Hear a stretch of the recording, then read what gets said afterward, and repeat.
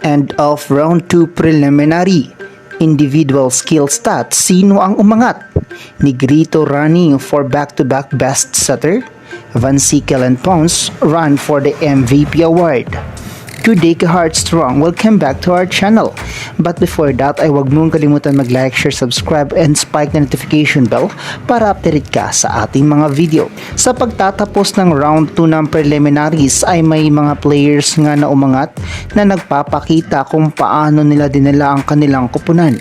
Unahin na natin ang best scorers. Well, ito nga ang pinangunahan ng Capital One import na si Toshva Marina na kumamada ng 251 points. Sinundan naman ito ni Okaro Uluma with 203 points.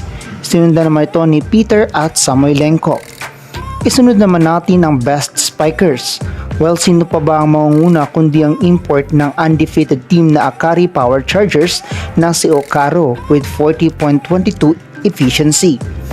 Sundan naman ito ni Wilma Salas with 38.16 efficiency at Toshiva with 38.15 efficiency. Dumako naman tayo sa best blocker.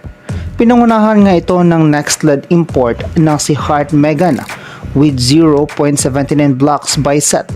Sinundan naman ito ni Barun with 0.68 blocks by set. At sumunod naman rito si Acuna at Clemente. Ituloy naman natin sa best setters.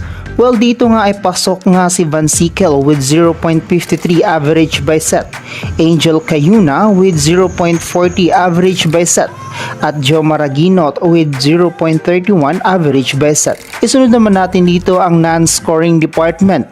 Una na rito ang best diggers. Pinangunahan pa nito ni Tang Ponce with 4.50 average by set, Delerio with 4.39 at Kat Arado with 4.32. Ngunit pasok pa rin dito si Eroa with 4.09 average by set. Dumako naman tayo sa best diggers. Pasok pa rin dito ang nangungunang si Alyssa Eroa with 47.83 efficiency.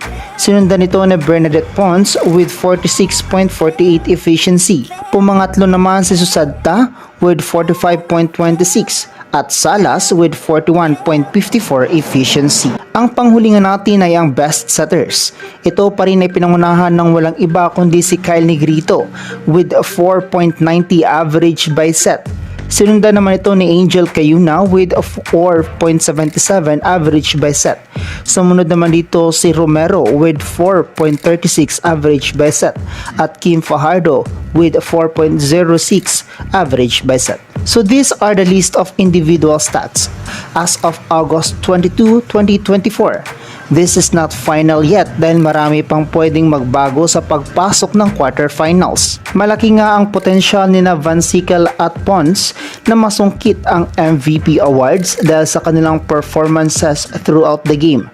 This too is my personal pick for the MVP of the preliminary. Disclaimer lang mga ka-Heartstrong, these are just an opinion of the writer.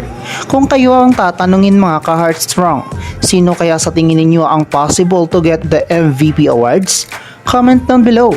So hanggang dito na lang muna mga ka-Heartstrong. Do not forget to subscribe and click the notification bell para updated ka sa ating mga video.